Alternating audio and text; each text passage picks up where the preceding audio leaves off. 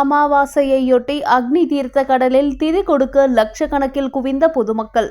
ராமேஸ்வரத்தில் தை அமாவாசையையொட்டி லட்சத்துக்கும் மேற்பட்ட பொதுமக்கள் தம்மோடு வாழ்ந்து மறைந்த முன்னோர்களுக்கு திதி கொடுத்து வழிபாடு நடத்தினர். ராமநாதபுரம் மாவட்டம் ராமேஸ்வரம் ராமநாத சுவாமி திருக்கோவில் இந்துக்களின் தீர்த்தமூர்த்தி புனித ஸ்தலமாக விளங்கி வருகின்றது. இந்த திருக்கோவிலில் தம்மோடு வாழ்ந்து மறைந்த முன்னோர்களுக்கு ஆடி அமாவாசை, தை அமாவாசை, மகாலய அமாவாசை போன்ற காலங்களில் அக்னி தீர்த்த கரையில் புனித நீராடி தம்மோடு வாழ்ந்து மறைந்த முன்னோர்களுக்கு திதி கொடுத்து வழிபாடு நடத்தினால் பாவ விமோச்சனம் அடைவார்கள் என்பது ஐதீகம். தை அமாவாசையொட்டி ராமநாத சுவாமி திருக்கோவில் அதிகாலையில் திறக்கப்பட்டு சிறப்பு பூஜைகள் நடைபெற்றது. தமிழகத்தில் பல்வேறு பகுதிகளில் இருந்து சுமார் லட்சத்துக்கும் மேற்பட்ட பொதுமக்கள் அதிகாலையில் இருந்தே அக்னி தீர்த்த கரையில் புனித நீராடி தம்மோடு வாழ்ந்து மறைந்த முன்னோர்களுக்கு திதி கொடுத்து வழிபாடு நடத்தினர்.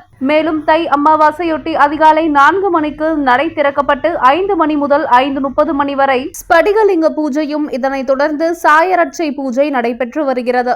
கோவிலுக்குள் உள்ள 22 தீர்த்தங்களில் பொதுமக்கள் புனித நீராடி ராமநாத சுவாமி மற்றும் பர்வதவர்த்தினி அம்பாளை வழிபட்டனர்.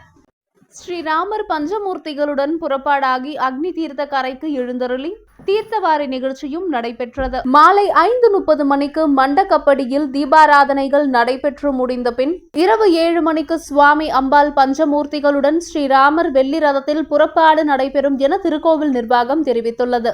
தை அமாவாசையொட்டி மாவட்ட காவல்துறை கண்காணிப்பாளர் சந்தீஷ் தலைமையில் 2 ADSP, 12 துணை கண்காணிப்பாளர், 32 காவல் ஆய்வாளர்கள், 60 சார்பு ஆய்வாளர்கள், பட்டாலியன் போலீஸ், சட்ட ஒழுங்கு காவல்துறை, ஊர்காவல் படை, ராமநாதபுரம் சிவகங்கை காவலர்கள் இணைந்து 560 பேரும் வரவழைத்து தீவிர பாதுகாப்பு பணியில் ஈடுபடுத்தப்பட்டுள்ளனர்.